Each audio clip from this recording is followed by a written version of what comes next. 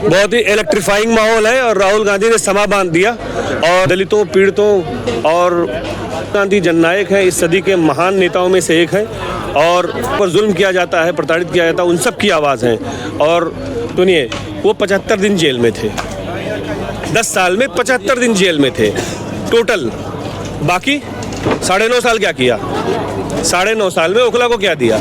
Congress party का दिया हुआ है। आम आदमी पार्टी ने सिर्फ और सिर्फ यहाँ मायूसी दी है और ओखला की इमेज खराब हुई है।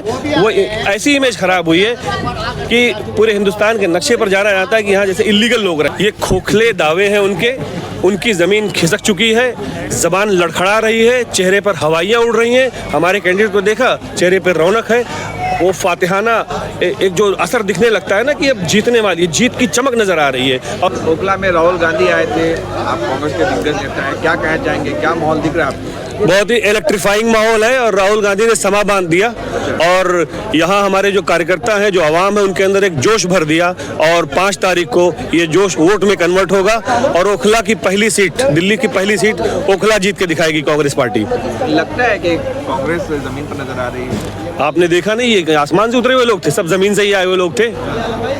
कहते रहे सफाया हो गया, सफाई थी तो आपने ये देखा, यहाँ तिल रखने की जगह नहीं थी इतने बड़े मैदान में।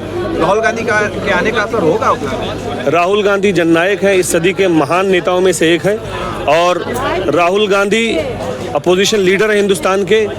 दलितों, पीड़ितों और वो तमाम तबके जिनके ऊपर जुल्म किया जाता है, प्रताड़ित किया जाता है, उन सब की आवाज़ है और उनके आने से जाहिर सी बात है पूरे ओखला में और इस असेंबली में खास तौर से बहुत अच्छा माहौल बनेगा। यहाँ तो चौतरफा मुकाबला हो गया, बीजेपी है, MIM भी आ गई है। MIM 2 सीटों पर ओखला की तरह चर्चा है पूरे देश में। देखिए, वो हाइप क्रिएट किया गया है 2-3 स्पीचेस के जरिए जिसमें एक दूसरे के ऊपर गाली गलौज की जा रही है। हमें उससे मतलब नहीं है, हमारा मतलब ये है कि हमें अच्छा गवर्नेंस देना है। शीला दीक्षित के टाइम पर कांग्रेस पार्टी ने बहुत शानदार गवर्नेंस दी, दिल्ली को सजाया और पिछले 10 साल में जो आम आदमी से, ढोंगी आम आदमी से VVIP कल्चर के नेता बने हैं केजरीवाल, शीश महल के मालिक, उन्होंने पिछले 10 साल में दिल्ली को प्रदूषित कर दिया।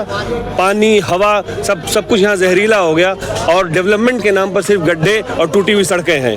लेकिन ओवैसी को जो सीधी और जज्बाती तकरीर थी, उसके बाद से जो मुसलमानों के अंदर, खासकर ओखला के मुसलमानों के अंदर जो माहौल नजर आ रहा है, वो तो अलग नजर के। राहुल गांधी इसको खत्म कर पाएंगे? उसमें देखिए, हर पार्टी को चुनाव लड़ने का अपना हक है। वो आ रहे हैं, लड़ रहे हैं, कोई मतलब नहीं, आए लड़ें, लेकिन हमें अपने वोटरों पर, ओखला की जनता पर और ओखला की गयूर बाशऊर आवाम पर पूरा भरोसा है कि ओखला की आवाम बहुत संजीदगी के साथ फैसला करेगी, जोश और जज्बात में फैसला नहीं करेगी और कांग्रेस का साथ देगी। मजलूमों की आवाज़ राहुल गांधी के हाथों को मजबूत करेगी। क्या लगता है, बड़ा मुद्दा है, मैं फील्ड में घूम रही हूँ तो लोगों को लगता है कि शिक्षा पे बहुत काम किया है केजरीवाल ने, पानी के मुद्दा है, सभी मुद्दे एक बार फिर से। बड़ा इंटरेस्टिंग सवाल किया आपने। ओखला के लोगों को पानी का एक बूंद नहीं मिला पिछले 10 साल में, ये वादे हैं, सब खोखले हैं। दूसरी बात एजुकेशन मॉडल की जो बात हो रही है, एक भी नया स्कूल इस पूरे 5-7 किलोमीटर के रेडियस में नहीं बना। जो हॉस्पिटल, जो कुछ बने हुए हैं, सब कांग्रेस के टाइम के बनाए हुए हैं, स्कूल कांग्रेस के टाइम के बनाए हुए हैं। ये जो आप मेट्रो दंदनाती हुई फिर रही है यहाँ पर, 4 किलोमीटर के रेडियस में 4 स्टेशन कांग्रेस पार्टी का दिया हुआ है। आम आदमी पार्टी ने सिर्फ और सिर्फ यहाँ मायूसी दी है और ओखला की इमेज खराब हुई है। वो ऐसी इमेज खराब हुई है कि पूरे हिंदुस्तान के नक्शे पर जाना जाता है कि यहाँ जैसे इलीगल लोग रह रहे हों। लेकिन अमानतुल्लाह, यहाँ के लोकल MLA पर आयद होती है। लेकिन अमानतुल्लाह खान बहुत भावनात्मक भाषण दे रहे हैं, लोगों से कह रहे हैं कि मैं तुम्हारे लिए जेल गया। जरूरत इसलिए नहीं, वो भ्रष्टाचार में जेल गए, वो गलत सलत इल्जामों में जेल गए। उन्होंने ED अगर आ रही है उनके यहाँ तो कुछ सूंघ के आ रही होगी। आसिफ मोहम्मद खान को तो ED नहीं ले गई यहाँ, या किसी कांग्रेस नेता को तो ED पकड़ के नहीं ले जा रही है। इमोशनल कह रहे हैं कि मैं जेल में था इसलिए काम नहीं किया, अब काम करूंगा। सुनिए, वो 75 दिन जेल में थे, 10 साल में 75 दिन जेल में थे टोटल। बाकी 9.5 साल क्या किया? 9.5 साल में ओखला को क्या दिया? लेकिन जावेद साहब, एक सवाल ये भी है कि आम आदमी पार्टी की कोई भी जो बड़े नेता हैं, चाहे अरविंद केजरीवाल हो, मनीष सिसोदिया हो, कोई ओखला नहीं आती। कोई नज़र नहीं आई पिछले 5 साल में, वो या नज़र आए आपको? उनको जरूरत ही नहीं है। हम यहाँ के लोग खुद ही मरे जा रहे थे। अन्ना आंदोलन, आरएसएस की कोख से जन्मी हुई अन्ना आंदोलन से पैदा हुई आम आदमी पार्टी, उसको ओखला के लोगों की जरूरत नहीं है।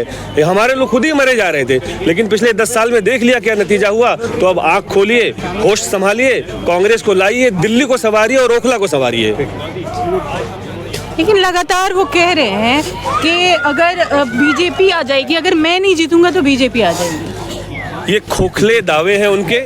उनकी ज़मीन खिसक चुकी है, ज़बान लड़खड़ा रही है, चेहरे पर हवाइयाँ उड़ रही हैं। हमारे कैंडिडेट को देखा, चेहरे पर रौनक है, वो फातिहाना एक जो असर दिखने लगता है ना कि अब जीतने वाली, जीत की चमक नज़र आ रही है और उनका चेहरा बुझा हुआ है क्योंकि उनके काले कारनामे हैं। तो क्या जनता को डराने की कोशिश कर रहे हैं? जी हाँ, वो खौफ के नाम पे वोट लेना चाहते हैं कि बीजेपी आ जाएगी, बट दरअसल बीजेपी को वो कोई टक्कर नहीं दे पा रहे हैं। वो रेस से बाहर हैं, वो तीसरे चौथे नंबर की लड़ाई लड़ रहे हैं। Thank you. शुक्रिया। अस्सलाम वालेकुम। वालेकुम